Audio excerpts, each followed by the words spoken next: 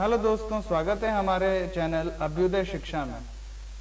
तो आज का टॉपिक है हाईकोर्ट एलडीसी की जो वैकेंसी आई है उसके बारे में हम आज चर्चा करेंगे पूरी कि भाई इसमें के आवेदन प्रक्रिया क्या है, उसकी आवेदन फीस क्या रहेगी, उसका जो आवेदन है वो कैसे करना है, उसके बारे में हम मतलब स्टेप बाय स्टेप डिस्कस करेंगे। जैसे आवेदन प्रक्रिया, आवेदन शुल्क, आयु सीमा, रिक्तियों की संख्या, शैक्षणिक योग्यता, परीक्षा पैटर्न, पाठ्यक्रम, महत्वपूर्ण निर्देश इत्यादि जो भी होगा उसके बारे में हम चर्चा करेंगे। और बाकी जो भी हम मतलब जैसे नहीं बता पा रहे हैं अगर किसी चीज के बारे में, तो आप हमें कमेंट कर सकते हैं, तो हम आपसे कांटेक्ट करके उसके बारे में बता देंगे, या अगर कुछ ज्यादा बात होगी तो हम उसके ऊपर एक वीडियो बना के आपको शो कर देंगे। ठीक है, तो आपको उसके बारे में जानकारी मिल सकती है। तो जो आवेदन प्रक्रिया जो है वो शुरू हो चुकी है अपने 22 तारीख से, दोपहर 1 बजे से शुरू हो चुकी है, जो 22 सितंबर तक चलेगी। 22 अगस्त से शुरू हो गई है और जो 22 सितंबर तक चलेगी वो भी शाम 5 बजे तक। ठीक है, और जो परीक्षा शुल्क होगा वो अंतिम तिथि के 1 दिन बाद तक आप जमा करवा सकते हैं। मतलब बोले तो 22 सितंबर जो है आपकी अंतिम तिथि हो गई आवेदन करने की, लेकिन जो आवेदन शुल्क जमा कराने की तिथि जो होगी वो 23 सितंबर होगी। ठीक है, वो भी रात को 12 बजे तक। मतलब आवेदन करने की तिथि तो 22 तारीख है और वो भी 5 बजे तक रहेगी, लेकिन जो आवेदन शुल्क जमा कराने की तारीख है ना वो एक दिन बाद तक आप जमा करवा सकते हैं अंतिम तिथि की।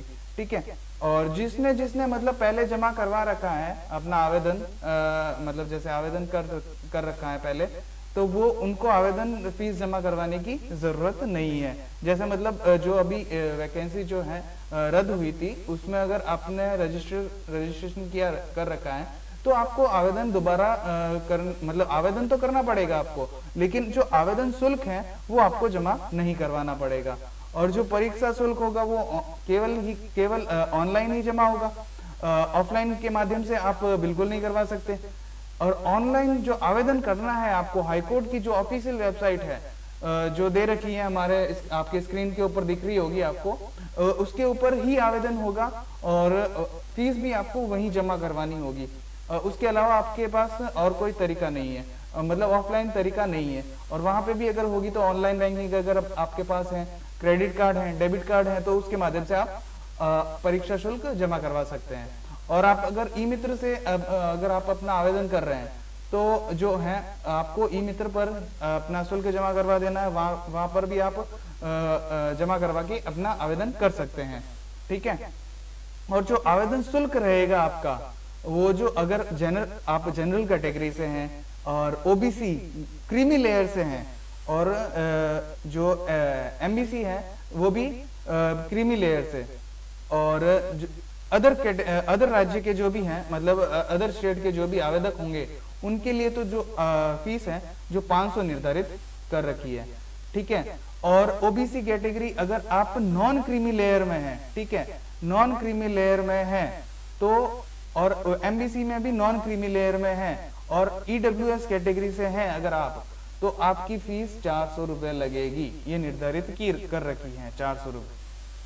और आप अगर SC ST कैटेगरी से हैं और दिव्यांगजन हैं तो आपकी 350 फीस निर्धारित कर रखी है कोर्ट की तरफ से।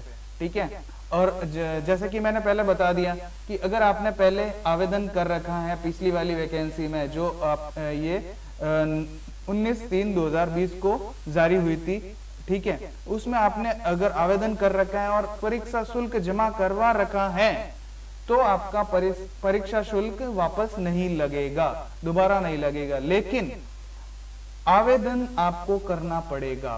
ठीक है, आवेदन तो आपको करना पड़ेगा, लेकिन आपको जो है ना रजिस्ट्रेशन नंबर आपको जो उसमें मिले, आप अगर रजिस्ट्रेशन करते टाइम आपको पूछेंगे तो उसमें अगर आप रजिस्ट्रेशन नंबर डाल देते हैं तो आपकी वापस फीस नहीं लगेगी। ठीक है, तो आयु सीमा क्या रहेगी? अगर आप कम से कम 18 साल के हैं, कम से कम 18 साल के हैं तो आप इसके लिए पात्र होंगे। ठीक है, अदरवाइज आप पात्र नहीं होंगे। अगर मतलब जैसे 18 साल से कम उम्र है आपकी तो आप पात्र नहीं है। और अगर आपकी मैक्सिमम एज 40 वर्ष है, मतलब आप 40 साल से ऊपर हैं, तो भी आप पात्र नहीं होंगे। ठीक है, और जो ये गणना की गई है, जो गणना करेंगे हम, वो 1 जनवरी 2023 से करेंगे। 23 के हिसाब से 1 जनवरी 2023 के हिसाब से ये आयु की गणना करेंगे। ठीक है, उसके हिसाब से अगर आपकी मिनिमम एज 18 साल है और आपकी मैक्सिमम एज 40 साल है, मतलब इन 18 से 40 के बीच में अगर आप हैं तो आप आवेदन कर सकते हैं। ठीक है, जो एज रिलैक्सेशन है, ठीक है, आयु में छूट अगर आपको चाहिए तो जनरल कैटेगरी से हैं आप, तो आपको छूट नहीं मिलेगी, कुछ किसी भी प्रकार की छूट नहीं मिलेगी। आप 18 से 40 के बीच में है तो ही आप आवेदन कर सकते हैं, अदरवाइज आप आवेदन नहीं कर सकते। लेकिन अगर आप ओबीसी कैटेगरी से हैं, एससी कैटेगरी से हैं, एसटी कैटेगरी से हैं, ईडब्ल्यूएस कैटेगरी से हैं, या फिर आप वुमन हैं, ठीक है, तो आपको 5 साल का एज रिलैक्सेशन आयु में छूट मिल जाएगी।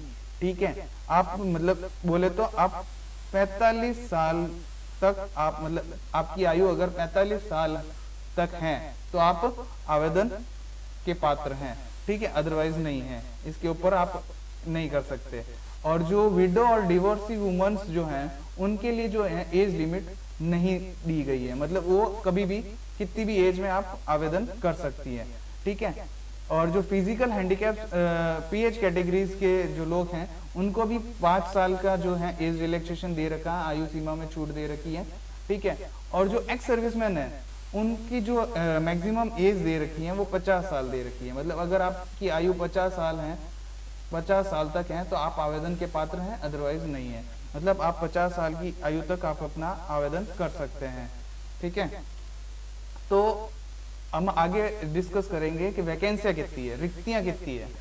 तो जो ये कनिष्ठ न्यायिक सहायक है, जुडिशियल असिस्टेंट जो भी है, जूनियर जुडिशियल असिस्टेंट जो भी है, वो है आपके 320, और ये है हाई कोर्ट के अंदर। ठीक है, हाई कोर्ट के अंदर वैकेंसीज हैं ये। ठीक है, हाई कोर्ट की वैकेंसीज है। और जो क्लर्क सेकंड ग्रेड जो है 2058 वैकेंसीज हैं। ये आपको किसी भी जिला स्तर के जो कोर्ट है ना उसमें आपको ये उसकी वैकेंसीज हैं, ये उसमें आपको लगाएंगे। ठीक है, और जूनियर असिस्टेंट है वो भी जिला स्तर के जो भी कोर्ट है उनकी वैकेंसीज हैं। टोटल कुल मिला के आपकी वैकेंसी जो है 2756 वैकेंसीज आपके लिए यहाँ नोटिफिकेशन 2756 वैकेंसीज के लिए नोटिफिकेशन जो है जारी हो चुका है और आवेदन भी चालू हो चुके हैं। ठीक है, जल्द से जल्द आवेदन कर लें, अंतिम तिथि की प्रतीक्षा ना करें, क्योंकि साइट जो है कई बार बिजी हो जाती है और अंतिम तिथि तक जो है कई लोग जो है अंतिम तिथि का वेट करते हैं, तो उसमें जो है साइट क्रैश भी होने का डर रहता है। तो जितना जल्दी हो सके आप आवेदन कर दें। ठीक है, आगे हम शैक्षणिक योग्यता के बारे में जानेंगे कि शैक्षणिक योग्यता क्या रहेगी। ठीक है, तो ये जो है दे रखा है, इसमें सीधी सी बात है, आपको एक बात ध्यान रखनी है कि आपको स्नातक होना चाहिए। ये आपका स्नातक होना बहुत जरूरी है, मतलब ग्रेजुएशन होना आपकी कंप्लीट बहुत जरूरी है, अदरवाइज आप इसके लिए आवेदन नहीं कर सकते।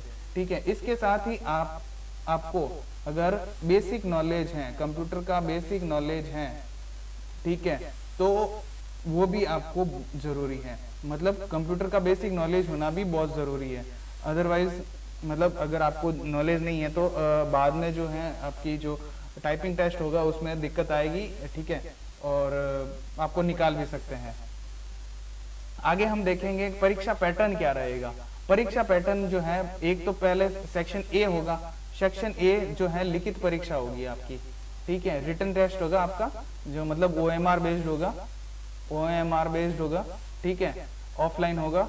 जो आपका सेंटर है वो आपके या तो आपके जिला मुख्यालय में दिया जाएगा या तहसील मुख्यालय में, जो भी आवेदकों के हिसाब से जो भी होगा उसके हिसाब से आपको अलॉट कर दिया जाएगा। और सेक्शन ए में जो है रिटन टेस्ट का है पैटर्न दे रखा है, जिसमें जो पार्ट ए है उसमें हिंदी है। हिंदी में कितने क्वेश्चन आएंगे? हिंदी में 50 क्वेश्चन आएंगे। ठीक है, 50 क्वेश्चन है, प्रत्येक क्वेश्चन आपके 2 नंबर का है।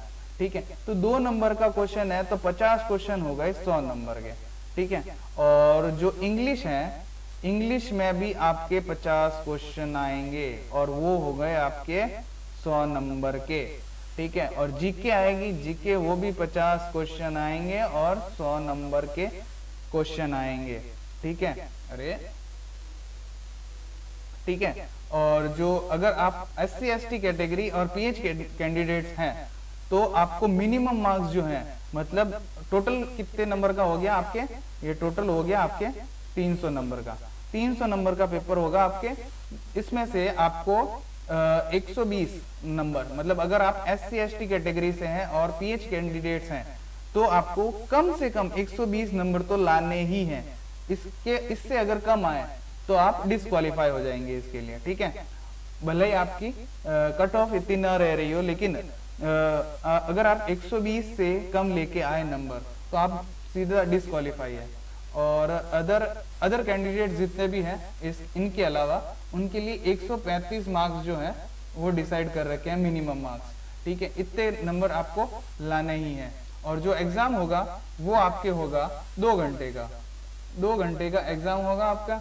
2 घंटे में आपको कितने क्वेश्चन करने हैं, 150 क्वेश्चन करने हैं, ठीक है। 3 सेक्शन में, 3 पार्ट में जितने जो भी है उसमें 150 क्वेश्चन करने हैं 2 घंटे में, ठीक है। जो सेक्शन बी होगा आपके, जो वो सेक्शन बी होगा वो होगा typing based, typing based exam होगा। और इसमें भी 2 पार्ट में होगा ये। पहला पार्ट जो है स्पीड टेस्ट होगा। स्पीड टेस्ट में आपके हिंदी और इंग्लिश 2 होंगे। हिंदी का 5 मिनट का और इंग्लिश का भी 5 मिनट का आपको टाइम दिया जाएगा। और ये जो है 25-25 नंबर के दोनों होंगे। और इसमें से 50 में से आपको कम से कम, अगर आप SC ST कैटेगरी या PH कैंडिडेट्स हैं तो 20 नंबर कम से कम लाने हैं। मिनिमम जो क्राइटेरिया है आपके रखा गया है 20 नंबर। और अगर आप अदर कैंडिडेट्स जितने भी कैटेगरी के हैं तो आपको 22.5 नंबर लाने हैं, ठीक है। और एफिशिएंसी टेस्ट में बोले तो 10 मिनट का टेस्ट होगा एफिशिएंसी टेस्ट। वो ये भी टाइपिंग बेस्ड ही है। और जो है इसके मार्क्स जो है डिसाइड कर रखे हैं, मतलब 50 नंबर आपके संस्था ने डिसाइड कर रखे हैं। तो अगर आप SC ST कैटेगरी से हैं तो आपके मिनिमम मार्क्स आपको 20 नंबर लाने हैं। और अदर कैटेगरीज हैं तो आपको 22 नंबर, 22.5 नंबर आपको कम से कम लाने हैं। आगे हम देखेंगे एक सिलेबस क्या है। सिलेबस के बारे में हम डिस्कशन करते हैं आज अभी। जो सिलेबस है, एक तो हिंदी में सिलेबस क्या रहेगा वो जानेंगे हम। संधि, एक तो संधि हो गई, संधि में संधि के भेद, संधि विच्छेद अलग करना। और समास हो गया, समास में समास के भेद, विग्रह, समासिक पदों की रचना आदि है, ठीक है। उपसर्ग हो गए, प्रत्यय हो गए, पर्यायवाची शब्द हो गए, विपरीतार्थक शब्द बोले तो विलोम शब्द हो गए, अनेकार्थक शब्द हो गए, मतलब 2 शब्द दे रखे होंगे और उन दोनों के अलग अलग, मतलब दोनों दिखेंगे एक, उनके अर्थ अलग अलग होंगे और उनके अर्थ बताने हैं आपको, ठीक है। शब्द युग्म हो गए, संस्कृत शब्द हो गए, शब्द शुद्धि हो गई, वाक्य शुद्धि हो गई, वाच्य हो गए, वाक्यांश के लिए एक शब्द हो गया, मुहावरे एवं लोकोक्ति हो गई। इंग्लिश का में आपका सिलेबस क्या रहेगा, इंप्रूवमेंट ऑफ सेंटेंस, ठीक है। Improvement of sentence, tenses, voice, active voice, passive voice, ठीक है। Direct indirect, transformation of sentence, मतलब चेंज करना, assertive to negative, interrogative, exclamatory जो भी है, use of articles, determiners and prepositions, corrections, error find करनी है आपको, सिनोनिम्स एंटोनिम्स भी है, वन वर्ड है, प्रीफिक्स एंड सफिक्स है, कंफ्यूजेबल वर्ड्स हैं और इडियम एंड में इडियम्स एंड फ्रेजेस हैं। जनरल नॉलेज में जो भी है आपके जो है करंट अफेयर्स आएगी। करंट अफेयर्स जो है आपकी इंटरनेशनल, नेशनल और राजस्थान लेवल की आएगी। इस पे आपको ज़्यादा फोकस करना है, ठीक है। और जियोग्राफी और नेचुरल रिसोर्सेज है वो भी आपके तीनों लेवल में आएगी, वर्ल्ड, इंडियन और राजस्थान, ठीक है। और लेकिन जो हिस्ट्री और कल्चर है वो केवल राजस्थान की आएगी, ठीक है। ये जो है इसमें आपको थोड़ा राहत मिलेगी, राजस्थान केवल राजस्थान की है इसलिए, ठीक है। महत्वपूर्ण निर्देश जो है ये ध्यान में रखने हैं आपको। कि जो आवेदन करते समय ना आपको कोई भी 5 जिला न्याय क्षेत्र आपको प्राथमिकता अनुसार भरने हैं, मतलब जिसमें आपको ज्वाइनिंग चाहिए। अगर आप पास होते हैं तो जिसमें आपको ज्वाइनिंग चाहिए उसमें प्राथमिकता अनुसार भरना है आपको। जैसे मेरे को सबसे पहले अगर मेरे सिलेक्शन होता है तो सबसे पहले मेरे को जोधपुर में सिलेक्शन चाहिए, मतलब ज्वाइनिंग जोधपुर में चाहिए। अगर जोधपुर में जगह खाली नहीं है तो फिर अदर मतलब नीचे ऐसे आते जाएंगे, ठीक है, इस हिसाब से। और जो लिखित परीक्षा की दिनांक और स्थान जो भी होगा वो आपको आगे अगले नोटिफिकेशन में आपको अलग से बता दिया जाएगा, जो भी होगा जल्द से जल्द बता दिया जाएगा आपको। लेकिन आपको तैयारी कंटिन्यूस रखनी है, कंटिन्यू रखनी है, तैयारी में कोई कमी नहीं रखनी है क्योंकि बहुत ज़्यादा कंपटीशन है। अच्छे से तैयारी करना। Good luck and best wishes from Abhyuday Shiksha. Thank you.